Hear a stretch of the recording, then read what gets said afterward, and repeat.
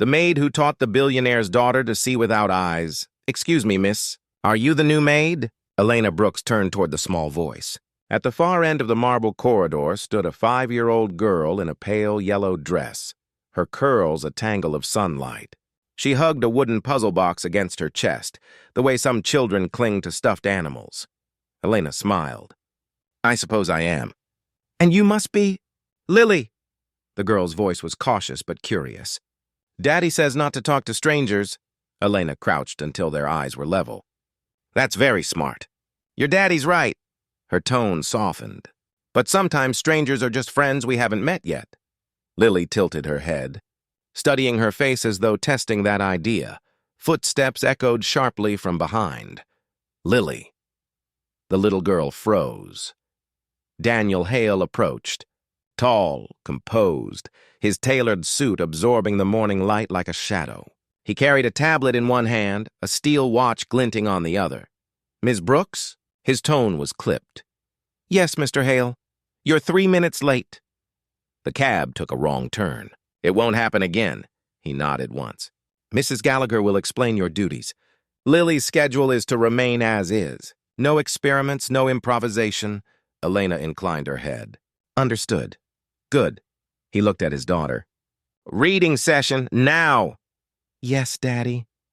Lily's shoulders drooped as she followed him down the hall. Elena watched them go. The air seemed to cool in their wake. A house that looks alive but doesn't breathe, she thought. The Hale mansion was a cathedral of perfection. Marble floors that reflected footsteps. Chandeliers that never flickered, a silence that rang louder than sound. Mrs. Gallagher, the head of staff, gave the orientation briskly. Mr. Hale values precision. Breakfast at 8, fresh flowers daily. No personal discussions. The West Wing is off limits. Elena nodded through the instructions, storing every detail like a note in a clinical chart. When she was finally alone in her small upstairs room, she unpacked carefully, a few dresses, a notebook, a framed photograph of herself and a laughing little boy with missing front teeth. She placed it on the nightstand, tracing his smile with her fingertip. We're still moving forward. Jonah, she whispered. It had been 2 years since the accident that closed her clinic, 2 years since she'd promised herself she'd keep helping children in whatever way she could, even if that meant scrubbing floors instead of writing therapy notes. For 3 days she worked quietly, blending into the rhythm of the house, polishing silver, organizing books, noting how the silence swallowed every giggle that tried to escape. She glimpsed Lily only in passing, a small figure escorted from piano lessons to tutoring. Always neat, always quiet, eyes down. On the 4th day, she heard crying. It came from the library, muffled, frustrated sobs. Elena hesitated at the doorway. Lily sat cross-legged on the rug, surrounded by puzzle pieces. A tutor stood over her, arms folded. Lily, concentrate. Look at the edges. I am looking. Then why can't you finish? I don't know. Tears streaked the child's cheeks. The tutor checked her watch. Enough for today. I'll inform your father. She swept out without another glance. Elena waited until the footsteps faded, then stepped inside, feather duster still in hand. You almost had it, Lily sniffled. No, I didn't. I'm bad at puzzles. Who told you that? Everyone. Elena set down the duster, sat beside her on the carpet. May I show you something? The girl nodded hesitantly. Elena picked up 2 pieces. Sometimes our eyes trick us. They rush us. But if we use our fingers... She guided Lily's hand over the grooves. See how this one curves? Feel it. It's smooth. Now find something that fits that smoothness. Lily tried one, then another. Nothing. Finally, a click. She gasped. It fits! Elena smiled. Exactly. Lily's eyes sparkled. Can we do another? Close your eyes first. What? Why? Elena pulled a soft navy scarf from her pocket. Trust me, you'll learn to see differently. Lily giggled as the fabric settled over her eyes. I can't see anything. Perfect. Now use your hands. The child's small fingers explored the pile, hesitating, feeling, turning, until another satisfying click sounded. She squealed with delight. From the doorway, a shadow shifted. Daniel Hale had been passing when the laughter stopped him. It startled him. The sound was like sunlight in a locked room. He stood unseen, watching his daughter beam beneath the blindfold while the maid encouraged her with calm patience. Something twisted inside him, an ache he'd forgotten how to name. When his phone buzzed, he turned away abruptly. "Yes, continue the meeting," he muttered, walking off, though he'd heard nothing of what his assistant said. That evening, at dinner, Lily could hardly contain herself. "Daddy, guess what? I solved a puzzle blindfolded." Daniel looked up from his phone. "Blindfolded?" "Miss Elena showed me how. You feel the pieces. Like magic." He frowned. "Ms. Brooks shouldn't interfere with your lessons." She wasn't interfering. She was helping. "Your tutors are trained for that." Lily crossed her arms. "She's better than the tutor." Daniel opened his mouth, then stopped. The stubborn spark in his daughter's eyes, he hadn't seen that since before the accident. He lowered his gaze. "Eat your dinner, sweetheart." She obeyed, but he noticed the small smile that stayed on her lips. Late that night, he found himself outside Elena's door before he realized why. He told himself it was a matter of discipline, of boundaries. But when she opened the door, calm and steady, his practiced words evaporated. "Mr. Hale," she greeted. "Is something wrong? You used my daughter for one of your experiments." Her eyebrows rose slightly. "I taught her a new way to think." "You're not her teacher." "No," she said quietly. "But I am someone who cares when she cries." He blinked. "You're not just a maid, are you?" "I was a child psychologist," she admitted, "before my clinic closed. Why take a job like this?" "Because children still need someone to listen." He hesitated. "You overstepped?" "Maybe," she said, meeting his eyes. But she laughed today. The words landed like a stone in still water. He turned away. "Just keep to your duties." "Yes, sir."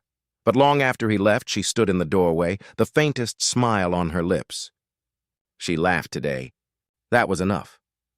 The next morning, Daniel couldn't concentrate. Numbers blurred on his tablet. Emails stacked unanswered. By midday, instinct drew him toward the library again. Through the half-open door came the sound of Lily's giggle. Inside, the girl sat blindfolded once more, small fingers dancing over a new puzzle. "Don't rush," Elena coached softly. "Feel the edges. Every piece belongs somewhere. This one feels like a bird's wing. Then maybe it flies next to the sky piece." A laugh. "A perfect fit." Daniel leaned on the doorframe, unseen, watching the transformation he couldn't command with money or tutors. The maid's patience, the child's trust. They filled the room with something he'd forgotten existed. He left quietly, his throat tight. That night, he poured himself a drink and sat before the photograph of his late wife. Her smile, captured mid-laughter, seemed almost to move in the lamplight. "She laughed today," he whispered. He hadn't realized how much he missed that sound until it returned through another woman's voice. In her small room, Elena wrote in her notebook, Day 4. Subject exhibits improvement in focus and emotional response.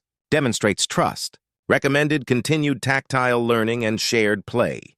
She paused, tapping her pen. Parent exhibits emotional distance, possible guilt fixation. Then she added one more line. She's learning to see without her eyes. He still refuses to look. She closed the notebook and stared out the window at the dark garden, silvered by moonlight. A faint breeze stirred the curtains, carrying the sound of faint piano notes, hesitant, uncertain. Lily, practicing alone again, Elena smiled sadly. "Tomorrow we'll add music to the lesson," she murmured.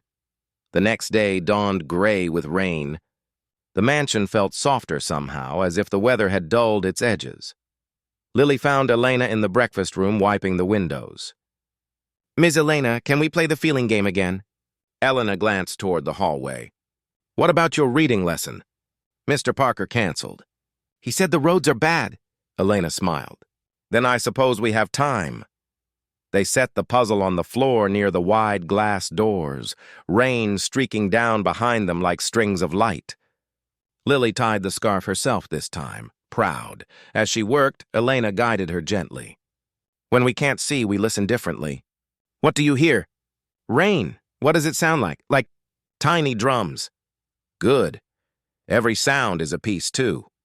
Lily's hands moved more confidently now, pieces clicking into place one after another. When Daniel passed by, he stopped again. For the second time that week, he found himself standing silently, unable to leave. He watched as the maid leaned closer, whispering something he couldn't quite hear. Lily laughed. Bright. Free. He realized with a jolt that he hadn't heard his daughter laugh like that since her mother died. He pressed a hand to the wall, steadying himself, and exhaled a long, shaky breath.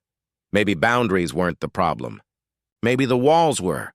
That evening, as Elena cleaned the study, Daniel entered quietly.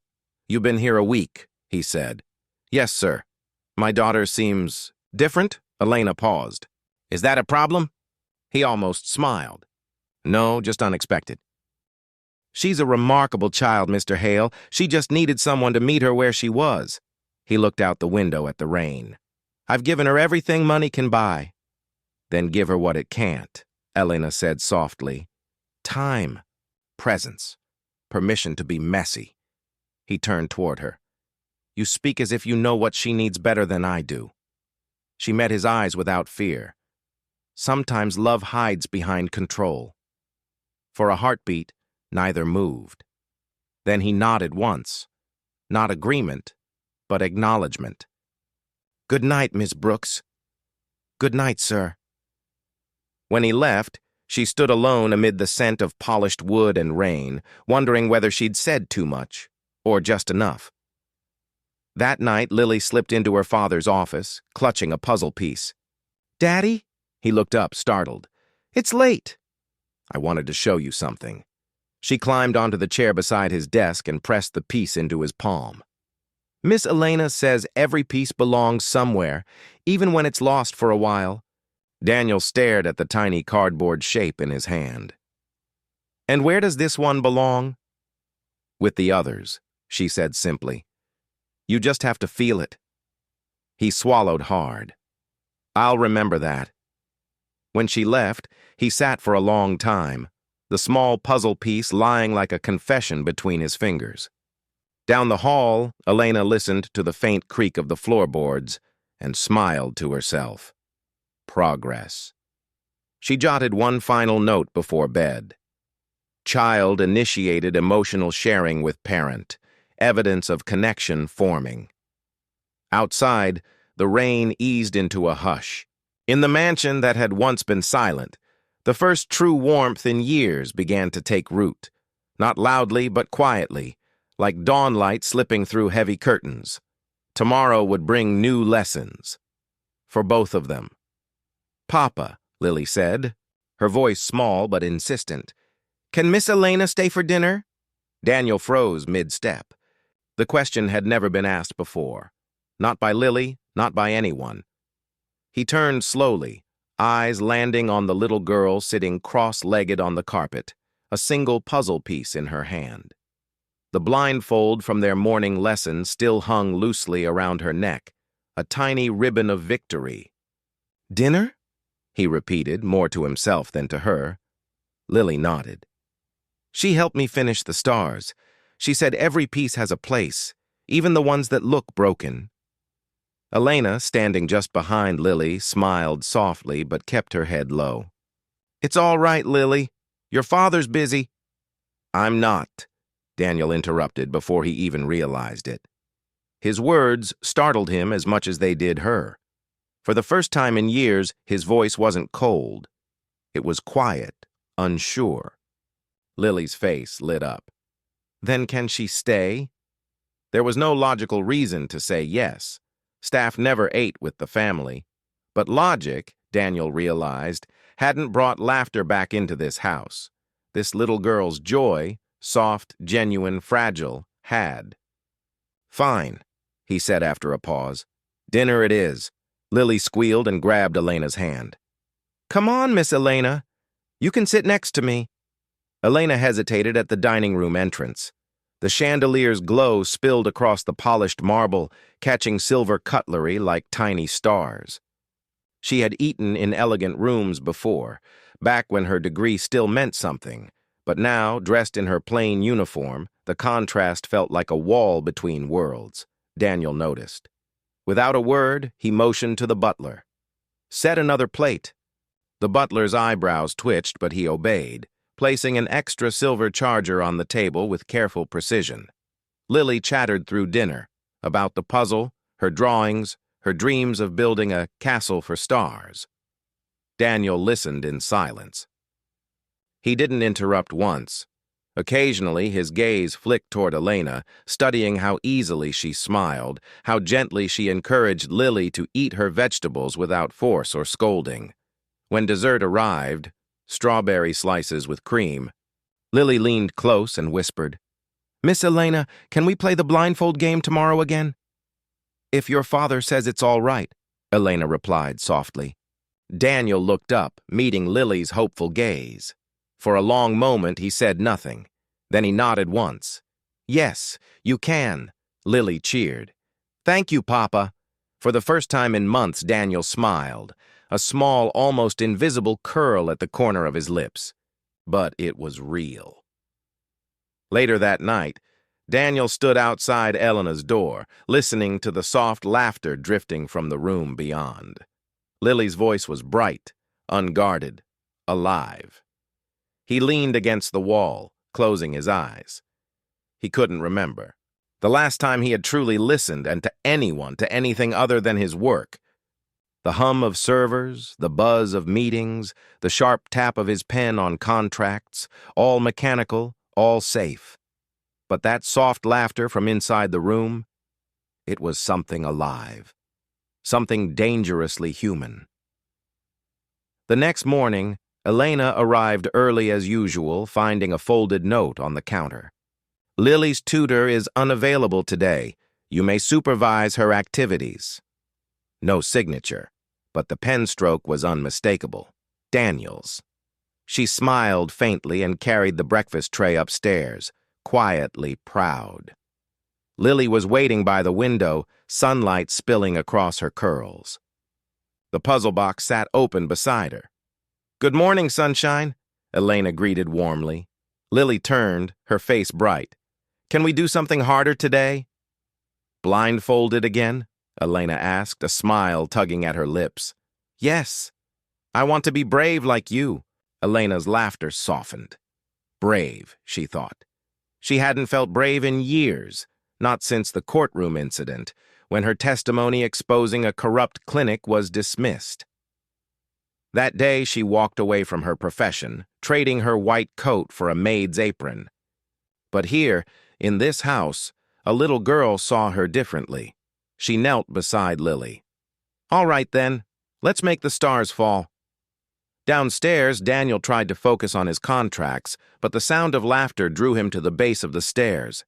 It grew louder, brighter, irresistible. He climbed silently. At the nursery door, he stopped. Inside, Lily sat blindfolded again, her tiny hands gliding across the puzzle, guided by Elena's soft, rhythmic voice. "Listen to the edges," Elena murmured. "Feel the curve, not the color." Lily's brows furrowed. "Like this?" "Yes, that's it. You're thinking too loudly. Try to listen instead." Daniel watched, transfixed. He saw patience in Elena's movements, grace in the way she steadied Lily's trembling hands, not doing the work for her, just reminding her she could. He whispered to himself, "How does she do that?"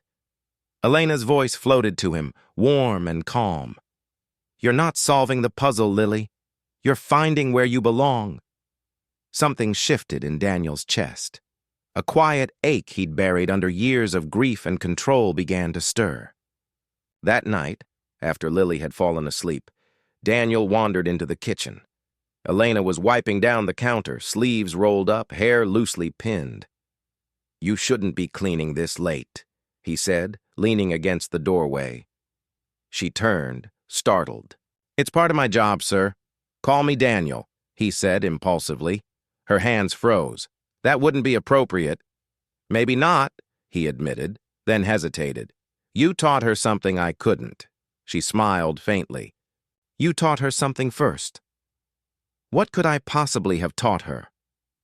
That love can exist even when someone is absent, even when it seems invisible. Daniel looked at her. For the first time, he didn't see a maid. He saw a person who had quietly mended the gaps his wealth had never filled. He turned away, voice low. You're not a maid, are you? I was a child psychologist, she admitted softly. A long time ago. Why stop? She smiled sadly. Because I tried to save the wrong child once. He watched her, absorbing the weight behind her calmness. The silence between them wasn't cold anymore. It was heavy with understanding. The next morning, Daniel joined the lesson.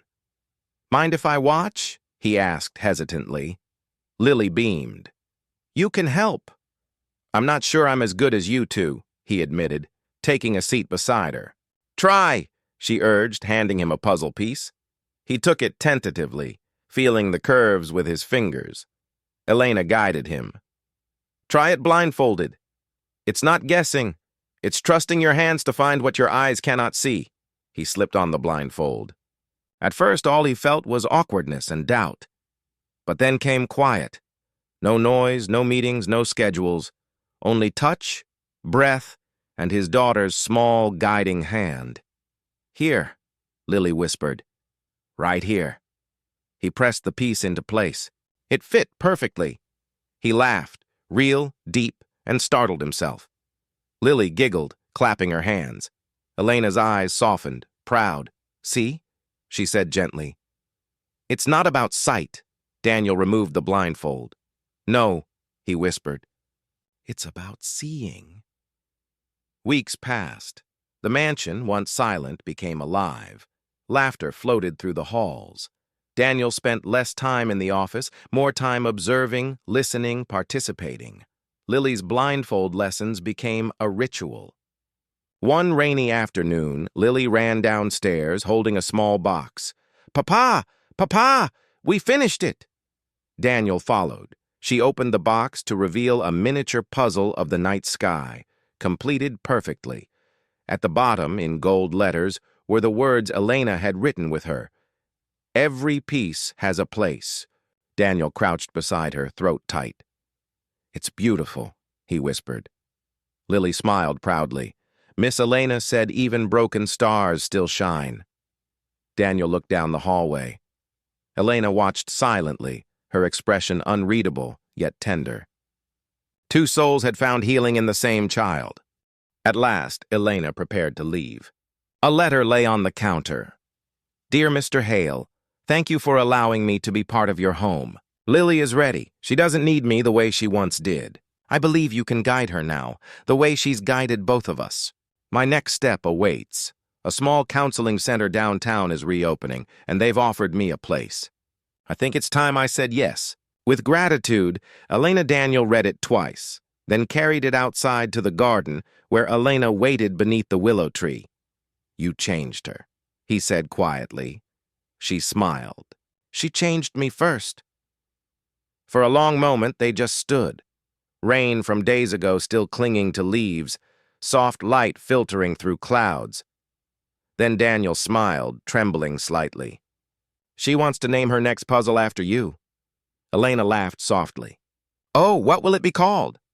The Heart That Saw Without Eyes, he said. Her eyes filled with tears.